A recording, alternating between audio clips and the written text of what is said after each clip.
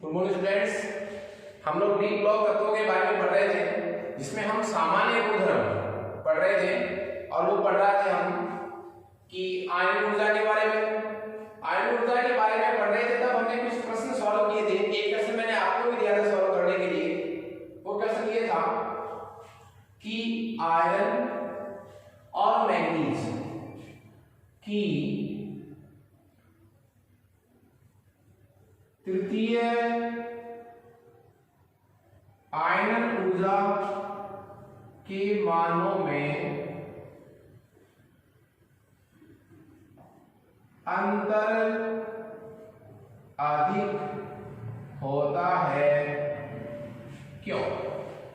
ये हमारा प्रश्न था कि आयरन परमाणु क्रमांक 26, मैंगनीज परमाणु क्रमांक 25 की तीसरी आयन ऊर्जा, मतलब जब कौन सा इलेक्ट्रॉन निकालेंगे, थर्ड इलेक्ट्रॉन, तीसरा इलेक्ट्रॉन निकालेंगे, तो दोनों की आयन ऊर्जा के मानों में अंतर क्या होता है ज्यादा। कहने का मतलब तीसरा इलेक्ट्रॉन निकालेंगे तो एक में कम एनर्जी चाहिए, दूसरे में क्या लगानी पड़ती है, ज्यादा एनर्जी लगानी पड़ती है। इसका रीजन क्या है, इसका आंसर क्या होगा?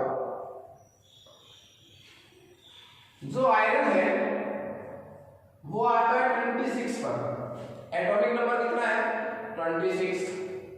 इसका विन्यास लिखेंगे आप, भागीतम कोष का विन्यास लिखिए। आयरन का 3d6 4s2।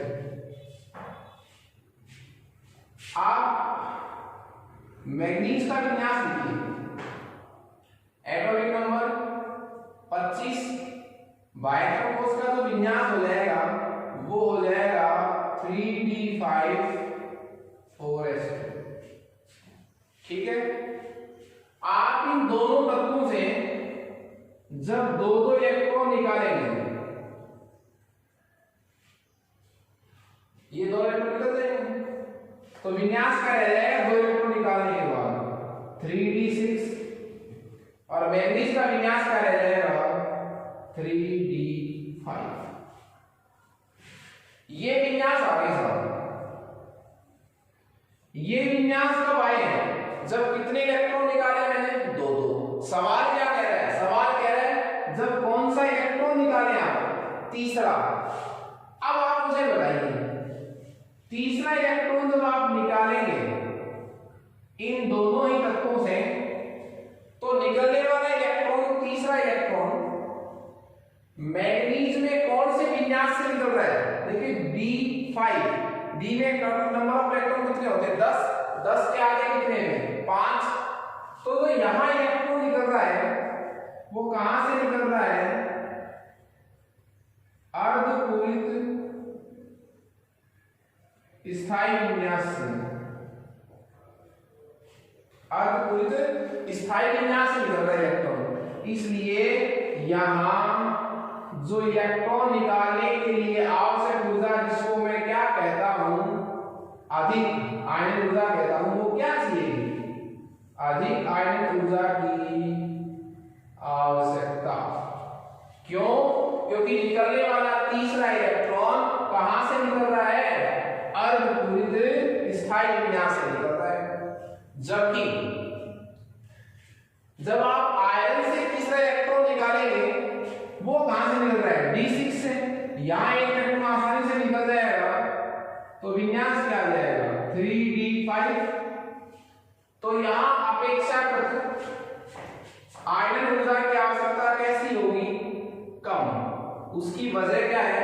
निकलने वाला तीसरा इलेक्ट्रॉन मैंगनीज के अर्धपूरित स्थायी विन्यास से निकल रहा है, जबकि आयरन में ऐसा नहीं। आयरन में तो 3 इलेक्ट्रॉन निकलने के बाद कैसा विन्यास आ रहा है? अर्धपूरित स्थायी विन्यास। तो तीसरा इलेक्ट्रॉन निकालने के लिए अधिक ऊर्जा किसको देनी पड़ेगी? मैंगनीज को। कम ऊर्जा की आवश्यकता कहां है? आयरन में। क्लियर है? उसके बाद हमारा अगला गुणधर्म शुरू होगा और वो रहेगा डी ब्लॉक के तत्वों की धात्विक प्रकृति।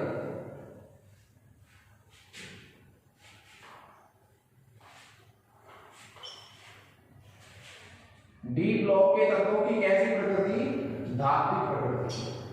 देखिए मैंने आपको पहले भी एक्सप्लेन किया था कि जो डी ब्लॉक के तत्व हैं वो सभी क्या है, लगभग धातुएं हैं। डी ब्लॉक के तत्व जो है वो सभी कैसी प्रकृति के हैं, धात्विक प्रकृति के हैं। ठीक है, तो हमारा जो नेक्स्ट गुणधर्म है डी ब्लॉक तत्वों का वो है धात्विक प्रकृति, मैग्नेटिक नेचर। देखिए इसमें क्या है कि डी ब्लॉक की जो तत्व है वो लगभग सभी धातुएं हैं और धातुओं में भी ये धातुएं जो है वो कैसी संरचना बनाए रखती है। हमने फर्स्ट चैप्टर पढ़ा था क्रिस्टलीय ठोस वाला, उसमें हमने पढ़ा था कि धातुएं जो है वो क्रिस्टलीय संरचना बनाती है और उसके कुछ निबिड़ समतुल्य के प्रकार हैं जिसमें बीसीसी हमने पढ़ा, सीसीपी, एससीसी। तो जो डी ब्लॉक की जो धातुएं हैं वो अनेक प्रकार की क्रिस्टल संरचनाएं जैसे बीसीसी, एफसीसी आदि में व्यवस्थित रहती है। इन धातुओं में देखिए एक तो प्रभावी नाभिक आवेश अधिक होता है, आकार क्या होता है, छोटा होता है और एटॉमिक इलेक्ट्रॉन की जो संख्या है वो क्या होती है, अधिक होती है। तीन चीजें बताइए मैंने, प्रभावी नाभिक आवेश अधिक क्योंकि धातु आयनों का आकार क्या होता है, छोटा, और एटॉमिक इलेक्ट्रॉन की संख्या क्या होती है, अधिक। इनकी वजह से इन धातुओं में, इसके कारण इन धातुओं में प्रबल धात्विक बंध पाए जाते हैं। देखिए प्रबल धात्विक बंध पाए जाने के कारण ही डी ब्लॉक के तत्वों के जो गलनांक है, मेल्टिंग पॉइंट, बॉइलिंग पॉइंट और कणन एंथैल्पी, इनके जो मान हैं वो क्या होते हैं, उच्च होते हैं। क्लियर है? जैसे जैसे एटॉमिक इलेक्ट्रॉन की संख्या बढ़ेगी धात्विक बंधों की प्रबलता भी बढ़ेगी, धात्विक बंध की स्ट्रेंथ भी बढ़ेगी, प्रबलता भी बढ़ेगी। तो मेरे कहने का मतलब ये हो गया डी ब्लॉक के जो तत्व हैं वो सभी धातु हैं। ये जो तत्व है इनका आकार क्या होता है, छोटा, तो नाभिक के आवेश क्या लगेगा, अधिक, एटॉमिक इलेक्ट्रॉन की संख्या क्या होती है, अधिक। इसलिए ये तत्व कौन से, डी ब्लॉक वाले तत्व क्या बनाते हैं, प्रबल धात्विक बंध बनाते हैं। प्रबल धात्विक बंध किस जो स्ट्रेंथ है, जो प्रबलता है वो किस पर निर्भर करती है, वो एटॉमिक इलेक्ट्रॉन की संख्या पर निर्भर करती है। और प्रबल धात्विक बंध की उपस्थिति के कारण ही इन तत्वों के गलनांक, पतनांक और कणन एंथैल्पी के मान क्या होते हैं, सर्वाधिक होते हैं। इसके बाद हमारा जो नेक्स्ट गुणधर्म है वो है परिवर्तनशील ऑक्सीकरण अवस्था।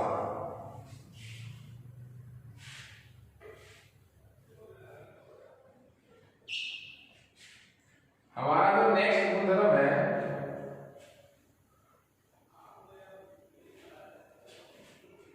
वो है 4 नंबर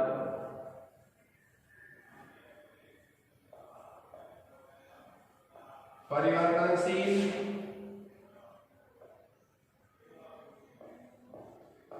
ऑक्सीकरण अवस्था। परिवर्तनशील ऑक्सीकरण अवस्था, ऑक्सीकरण अवस्था के बारे में अध्ययन करेंगे, पर उसकी विशेषता क्या है, परिवर्तनशील। कहने का मतलब ये हो गया कि जो डी ब्लॉक के तत्व हैं वे तत्व एक से अधिक ऑक्सीकरण अवस्थाओं को एग्जिस्ट करते हैं। एक से अधिक ऑक्सीकरण अवस्थाओं को प्रदर्शित करने का मतलब क्या होगा, उसका रीजन क्या है। देखिए मैं एक छोटा सा एग्जांपल लूंगा। आपको पता है कॉपर की दो ऑक्सीजन अवस्थाएं होती हैं, +1 +2। 3D श्रेणी का जो तत्व है स्कैंडियम वो +3 ऑक्सीजन अवस्था। मैग्नीज सर्वाधिक ऑक्सीजन अवस्था प्रदर्शित करता है, +1B +2B +4B +7B। अब देखिए मेरे कहने का मतलब ये था कि डी ब्लॉक वाले तत्व जो है वो किस कारण परिवर्तनशील ऑक्सीजन अवस्था प्रदर्शित करते हैं, मतलब एक से अधिक इलेक्ट्रॉन का त्याग क्यों करते हैं। तो उसका सबसे जो मूल कारण है वो ये है, आपको पता है इलेक्ट्रॉन का निष्कासन कौन करता है, कौन से कोष वाले, बाह्य कोष के इलेक्ट्रॉन। इलेक्ट्रॉन का त्याग कहां से होता है, बाह्यतम कोष से। और जो डी ब्लॉक के तत्व हैं उनके बाह्यतम कोष का जो सामान्य इलेक्ट्रॉनिक विन्यास होता है, सामान्य इलेक्ट्रॉनिक विन्यास होता है वो होता है ns1 से 2 n-1d 1 से 10।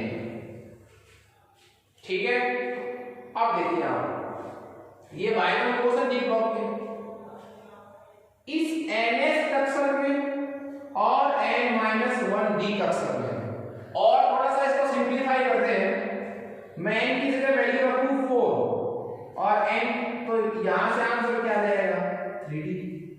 तो 3d और कौन 4s कक्षकों के मध्य जो ऊर्जा का जो अंतर है वो क्या होता है, बहुत कम। इसलिए इलेक्ट्रॉन 3d से 4s में, 4s से 3d में संक्रमण करते रहते हैं। और जब इलेक्ट्रॉन का निष्कासन होता है तो इलेक्ट्रॉन 4s के साथ साथ 3d वाले भी बाहर जा सकते हैं। तो यहां से एक प्रश्न हो सकता है कि डी ब्लॉक के जो तत्व हैं वो अधिकतम कितने इलेक्ट्रॉन त्याग सकते हैं, तो कितने त्याग सकते हैं, जितने इलेक्ट्रॉन कहां बैठे हैं 4s में और 3d में। सेकंड श्रेणी की बात करें तो 5s में बैठे हैं और 4d में बैठे हैं। तो मैं कह सकता हूं कि अधिकतम ऑक्सीकरण अवस्था का जो मान है वो बराबर होता है। ऑक्सीकरण अवस्था का मतलब ये होता है इलेक्ट्रॉन का त्यागना या ग्रहण करना। तो अधिकतम ऑक्सीकरण अवस्था का जो मान है वो ns तथा n-1d, ns तथा n-1d कक्षक में उपस्थित इलेक्ट्रॉन की कुल संख्या के बराबर।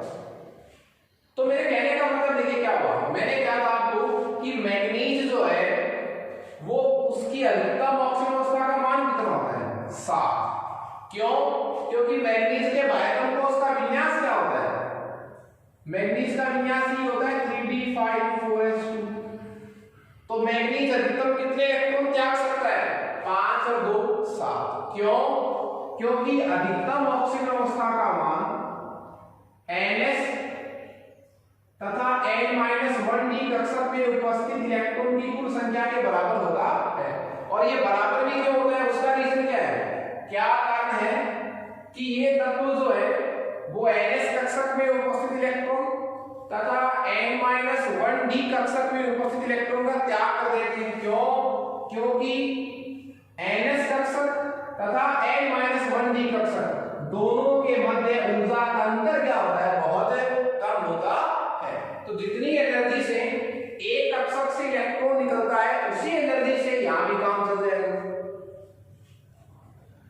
तो ये था कि परिवर्तनशील ऑक्सीजन अवस्था को हम किस तरह बताइए व्याख्या कर सकते हैं। कुछ तत्व ऐसे भी हैं जो परिवर्तनशील ऑक्सीजन अवस्था प्रदर्शित नहीं करते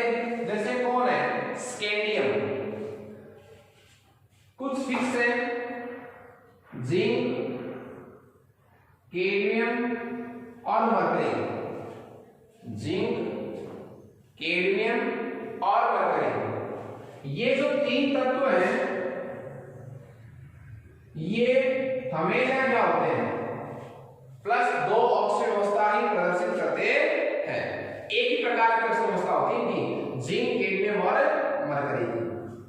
अधिकतम ऑक्सीजन अवस्था 3D श्रेणी का कौन सा तत्व अधिकतम ऑक्सीजन अवस्था प्रदर्शित करता है? मैग्नीज। तो ये हमारा इसका टॉपिक कंप्लीट हुआ। इसमें हम एक क्वेश्चन पढ़ सकते हैं कि डी ब्लॉक के जो तत्व हैं वो अधिकतम ऑक्सीजन अवस्था किसके साथ ही प्रदर्शित करते हैं? ऑक्साइडो व फ्लोराइडो में, ऑक्साइडो व फ्लोराइडो में प्रदर्शित करते हैं। क्यों? क्योंकि जब डी ब्लॉक के तत्व किससे रिएक्शन करेंगे? ऑक्सीजन से। किससे रिएक्शन करेंगे? फ्लोरीन से। तो इनकी ताकत ऑक्सीजन की और फ्लोरीन की विद्युत ऋणता जो है वो सर्वाधिक होने के कारण ये ऑक्सीजन तथा फ्लोरीन इन डी ब्लॉक के तत्वों से अधिकतम इलेक्ट्रॉन को क्या करते हैं? आकर्षित करते हैं। तो जितने इलेक्ट्रॉन निकलने होते हैं उतने तक को निकाल लाते हैं। कौन कौन? ऑक्सीजन और फ्लोरीन। मैं इस टॉपिक को वापस से रिवाइज कर रहा हूं, परिवर्तनशील ऑक्सीजन अवस्था वाले को। इसका पहला ही प्रश्न हमारा ये था कि क्या कारण है कि डी ब्लॉक के तत्व जो है वो परिवर्तनशील ऑक्सीजन अवस्था प्रदर्शित करते हैं? क्या कारण है कि एक ही तत्व एक से अधिक ऑक्सीजन अवस्था प्रदर्शित करता है? क्या कारण है कि एक ही तत्व एक से अधिक इलेक्ट्रॉन का त्याग करता है? उसका रीजन क्या था? क्योंकि इलेक्ट्रॉन का निष्कासन कहां से होता है? बाह्यतम कोश से। और बाह्यतम कोश का विन्यास ये होता है, देखिए NS कक्षक में और N-1D कक्षक में ऊर्जा का अंतर बहुत कम होता है। इसलिए जब इसको एनर्जी देते हैं तो इलेक्ट्रॉन का अधिकतम निष्कासन कहां से हो सकता है? यहां से और यहां से। तो मैंने एक प्रश्न लिख दिया कि संक्रमण तत्वों की अधिकतम ऑक्सीजन अवस्था का मान जो है वो NS कक्षक में पड़े हुए इलेक्ट्रॉन और N-1D कक्षक में पड़े हुए इलेक्ट्रॉन की कुल संख्या के बराबर हो सकता है। क्यों हो सकता है? क्योंकि दोनों की कक्षक में ऊर्जा का अंतर क्या होता है? बहुत कम। एक ही प्रकार की ऑक्सीजन अवस्था भी प्रदर्शित करते हैं कुछ तत्व, जिंक, कैडमियम और मरकरी। एक बहुत अच्छा प्रश्न है, ये प्रश्न बोर्ड में भी आया हुआ है, बोर्ड एग्जाम में पहला प्रश्न आया था, आया था इस साल। देखिए कि डी ब्लॉक के जो तत्व हैं वो अपनी उच्चतम ऑक्सीजन अवस्था का मान जो है वो ऑक्साइडो व फ्लोराइडो में ही प्रदर्शित करते हैं। क्यों? इस प्रश्न को मैं थोड़ा और सिंपलीफाई कर देता हूं। इस प्रश्न को मैं थोड़ा और अधिक सिंपलीफाई करूंगा, पूछने का तरीका चेंज हो सकता है। प्रश्न था हमारे पास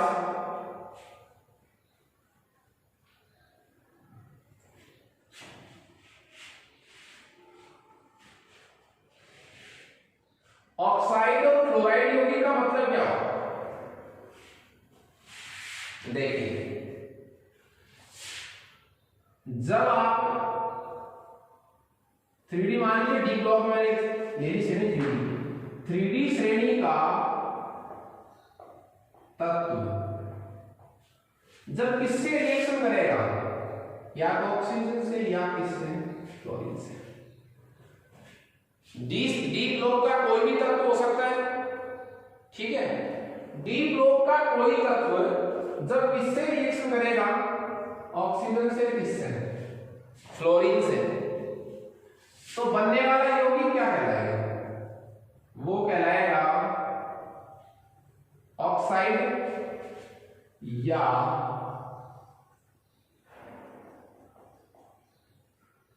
फ्लोरीन। क्लियर है? मैं इसी प्रश्न को रिवाइज करता हूं। डी ब्लॉक का कोई भी तत्व जब ऑक्सीजन व फ्लोरीन से क्रिया करेगा तो बनने वाले यौगिक क्या कहलाएंगे? ऑक्साइड या फ्लोराइड। प्रश्न क्या है कि डी ब्लॉक के तत्व जब ऑक्साइड बनाते हैं, फ्लोराइड बनाते हैं,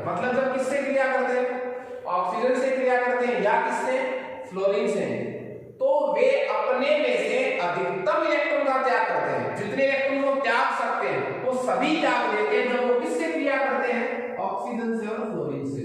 उसका रीजन क्या है कि जब डी ब्लॉक के तत्व ऑक्सीजन व फ्लोरीन से क्रिया करते हैं तो ऑक्सीजन तथा फ्लोरीन की विद्युत ऋणता, का मतलब क्या होता है, इलेक्ट्रॉन निकालने की कैपेसिटी, ये तत्व अधिक विद्युत ऋणता वाले होते हैं तो इस डी ब्लॉक के तत्वों से अधिकतम इलेक्ट्रॉन को बाहर खींच ले आते हैं।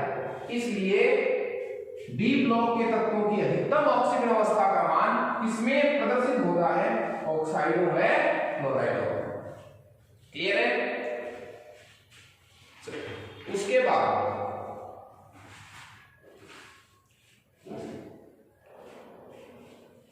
हमने एक प्रकार के यौगिक पढ़े थे, 11th में भी पढ़ा था हमने, संकुल यौगिक, कॉम्प्लेक्स कंपाउंड।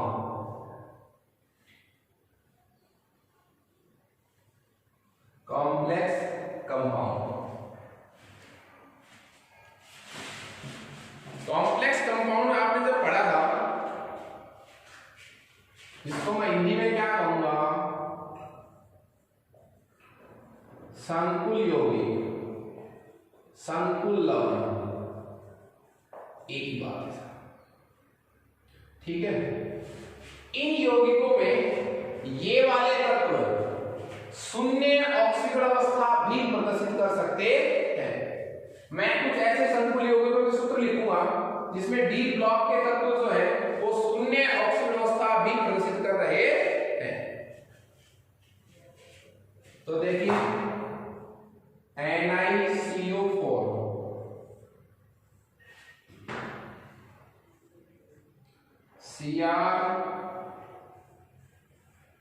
CrCO6, इसका नाम हो जाएगा टेट्रा कार्बोनिल निकिल 0। ये 9 नंबर चैप्टर चलेगा आपने। निकिल को मैंने X मान लिया, कार्बोनिल एज ए लिगेंड नाम है, कार्बन मोनोऑक्साइड का नाम क्या होता है लिगेंड के रूप में, कार्बोनिल। ये उदासीन लिगेंड होता है तो फॉर 0 = 0 तो X की वैल्यू कितनी आ गई 0, तो निकिल की ऑक्सीजन अवस्था कितनी है 0। मतलब यहां बंध बनाने के लिए निकिल को कोई इलेक्ट्रॉन का त्याग नहीं करना पड़ा। तो ये जो हमने टॉपिक पढ़ा है परिवर्तनशील ऑक्सीजन अवस्था, ये इसके गुणधर्मों में इंपॉर्टेंट है। इसके 10 बाद हमारा जो नया टॉपिक रहेगा, नया जो गुणधर्म रहेगा वो रहेगा उत्प्रेरकीय गुण।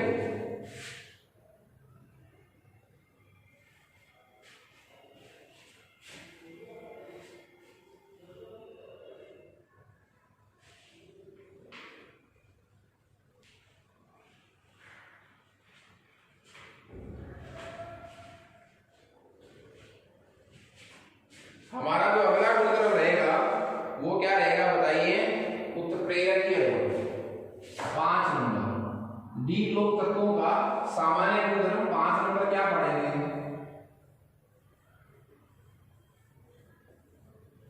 उत्प्रेरकीय गुण, कैटालिस्ट नेचर, कैटालाइटिक नेचर। देखिए उत्प्रेरकीय गुण का मतलब क्या हुआ कि जो डी ब्लॉक वाले तत्व हैं वो अभिक्रियाओं में उत्प्रेरक का कार्य करते हैं। कहने का मेरा मतलब ये हुआ कि रासायनिक अभिक्रियाओं के वेग को बढ़ाते हैं या घटाते हैं, मतलब किसका काम करते हैं। जो डी ब्लॉक के तत्व हैं, डी ब्लॉक के जो तत्व हैं वो किसका काम करते हैं, उत्प्रेरक। ठीक है? तो हमने क्या कह दिया कि डी ब्लॉक के तत्वों में कैसी विशेषता पाई जाती है, उत्प्रेरक की विशेषता पाई जाती है। ये तत्व किसका काम करते हैं, उत्प्रेरक का काम करते हैं। देखिए डी ब्लॉक के जो तत्व हैं उनमें किन कारणों से उत्प्रेरक की विशेषता पाई जाती है, क्या कारण है कि वो किसका काम करते हैं, उत्प्रेरक का। कौन, डी ब्लॉक वाले तत्व। तो इसका पहला रीजन क्या है, एक तो इन तत्वों के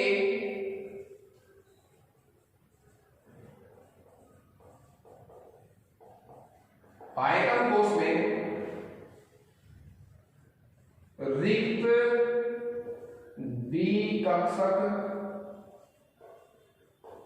उपलब्ध होते हैं।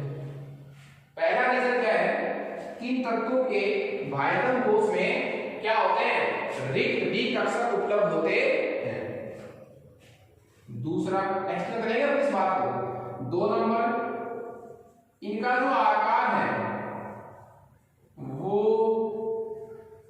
अपेक्षाकृत क्या होता है, छोटा होता है। इन यौगिकों में संकुल निर्माण की क्या पाई जाती है, क्षमता पाई जाती है। और जो फोर्थ इंपॉर्टेंट वो क्या है कि ये तत्व जो है वो परिवर्तनशील ऑक्सीकरण अवस्था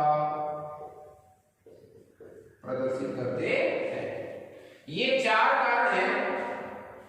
हमारा गुणधर्म क्या था, उत्प्रेरकीय गुणधर्म। प्रश्न क्या था, क्या कारण है कि डी ब्लॉक के तत्व उत्प्रेरक का कार्य करते हैं। तो उसका रीजन क्या है, ये इसके इंपॉर्टेंट वर्ग है, इसके कारण है इंपॉर्टेंट। 4th नंबर ये इंपॉर्टेंट रीजन है। एक तो इन तत्वों के भायतम कोश में क्या होते हैं, रिक्त द्विकक्षक होते हैं, आकार छोटा होता है, संकुल यौगिक बनाने की क्षमता रखते हैं और परिवर्तनशील ऑक्सीजन अवस्था प्रदर्शित करते हैं।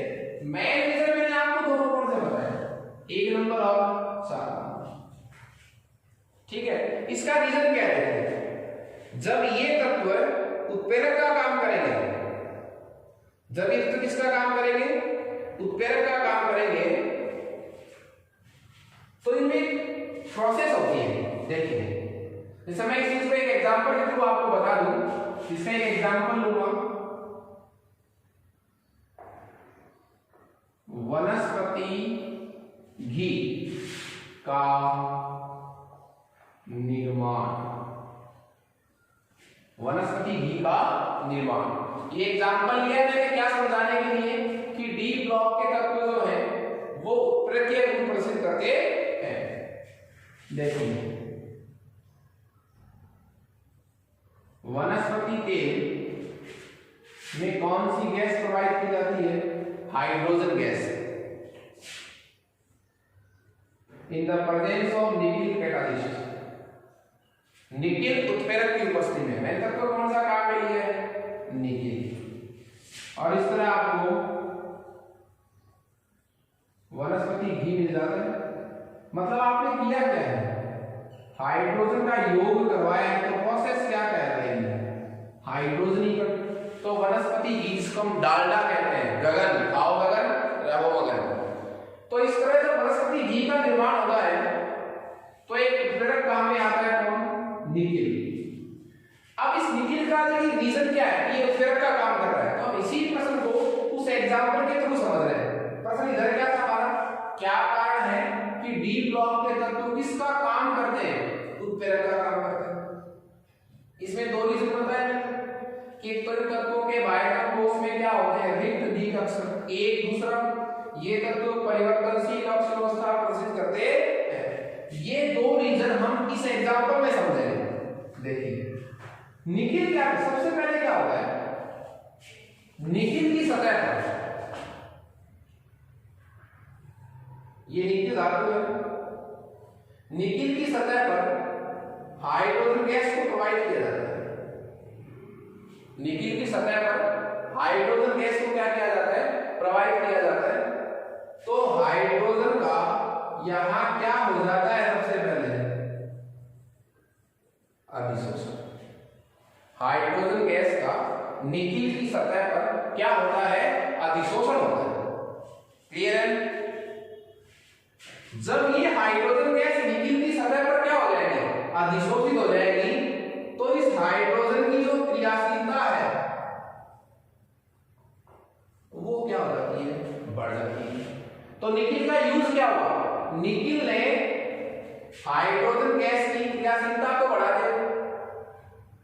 देखिए वनस्पति घी का निर्माण तो किससे होगा, वनस्पति तेल में जब हम क्या प्रोवाइड करेंगे, हाइड्रोजन तो निकिल का रोल क्या था?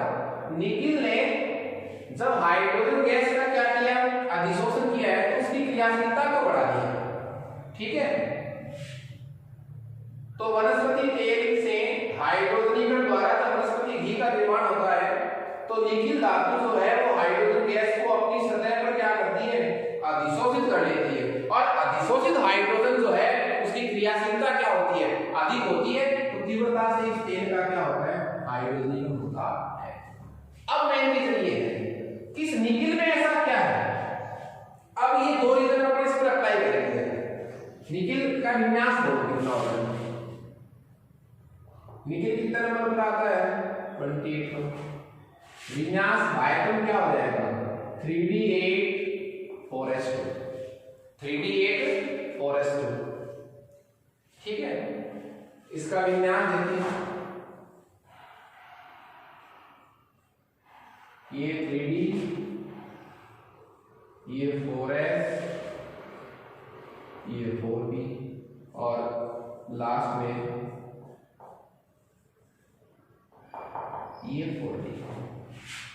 1 2 3 4 5 6 7 8 4s। देखिए निकिल के बाह्यतम कोश में, यहां बाह्यतम कोश कौन सा एक्टिव है, 4 तो है ही, इसका मतलब इलेक्ट्रॉन तो 4s में है। तो कौन कौन खाली पड़ा है, 4p, और कौन कौन खाली पड़ा है, 4d।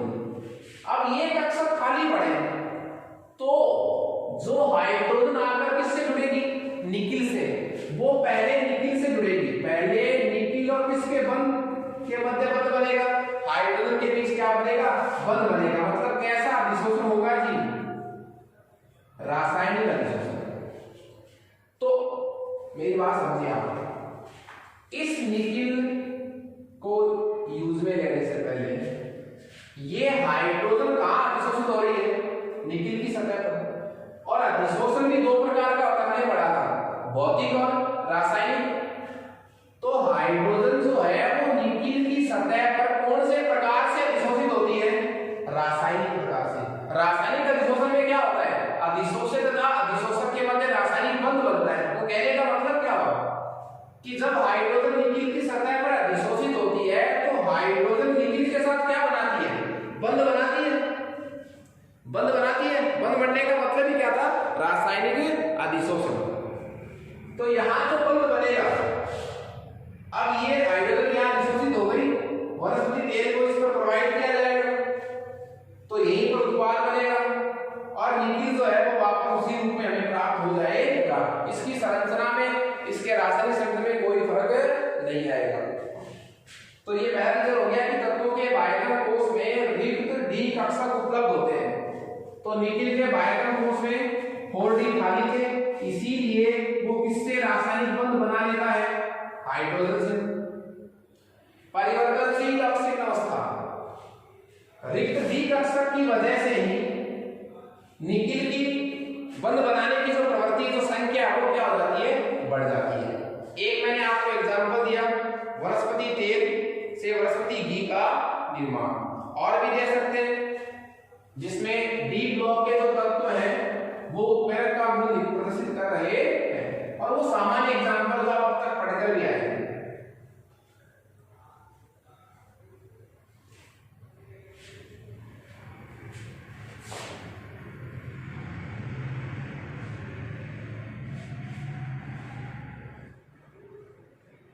वनस्पति घी का जो एग्जांपल हमने लिया है, उस एग्जांपल के बाद हमारे पास एग्जांपल और भी है। देखिए सबसे पहले जो एक प्रसिद्ध एग्जांपल है उसको मैंने लिया, दूसरे एग्जांपल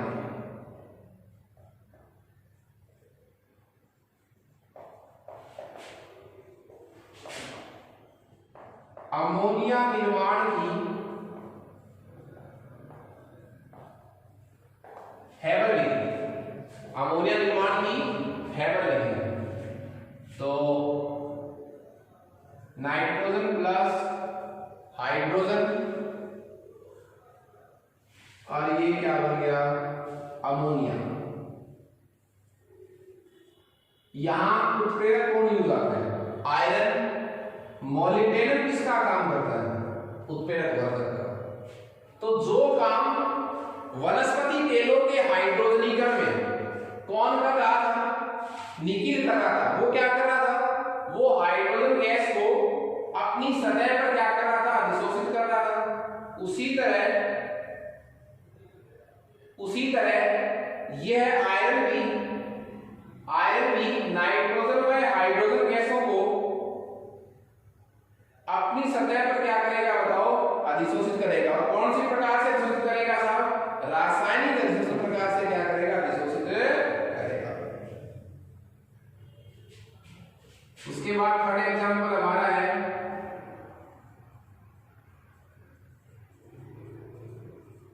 ऑस्टवाल्ड प्रक्रम। अमोनिया का ऑक्सीकरण नाइट्रोसिल ऑक्साइड प्लस H2। मैंने बैलेंस नहीं किया है।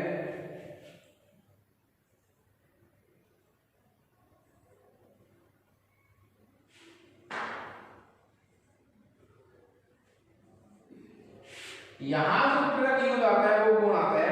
प्लेटिनम। तो प्लेटिनम की सतह पर ही इन गैसों का पहले क्या होता है? अधिशोषण होता है। ठीक है, उसके बाद वहां पर उत्पाद बनता है, वो वहां से क्या हो जाता है? विशोषित हो जाता है। एल्कोहल के हम वी हाइड्रोजनीकरण में भी इसको यूज कर सकते हैं। हम एल्कोहल वाले चैप्टर में पढ़ेंगे इसको।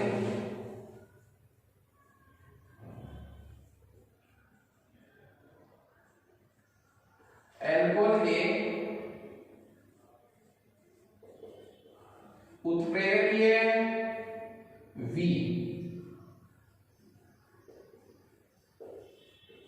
वी हाइड्रोजनीकरण।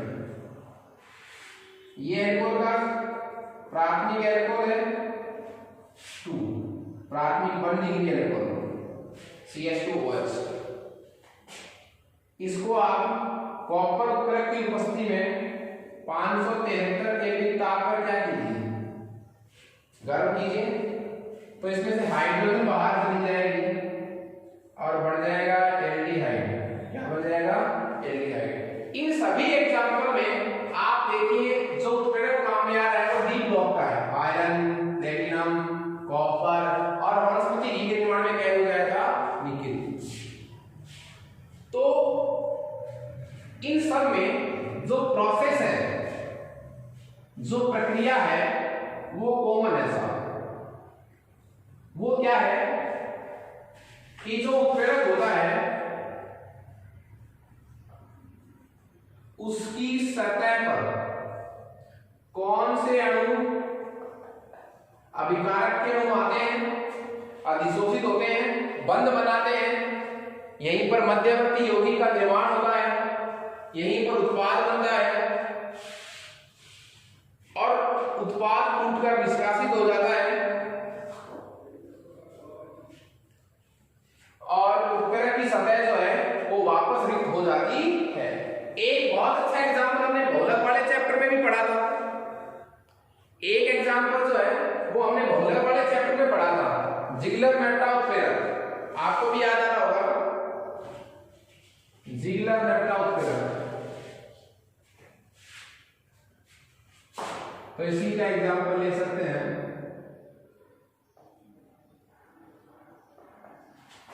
X-लीगर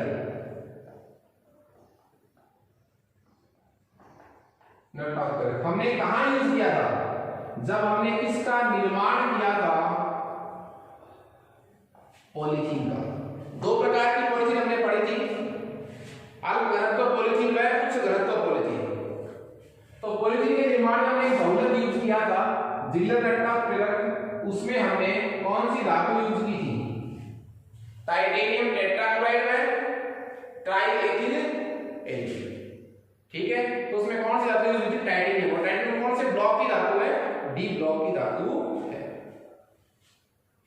तो आज हमने 5 गुणधर्म पढ़े हैं। इससे जस्ट बाद कल भी इन गुणधर्मों को आगे एक्सप्लेन करेंगे। आप लोगों को मैंने वर्क भेज रखे हैं, आप लोग वर्क जो है वो निरंतर अपनी कॉपी में करें। ओके।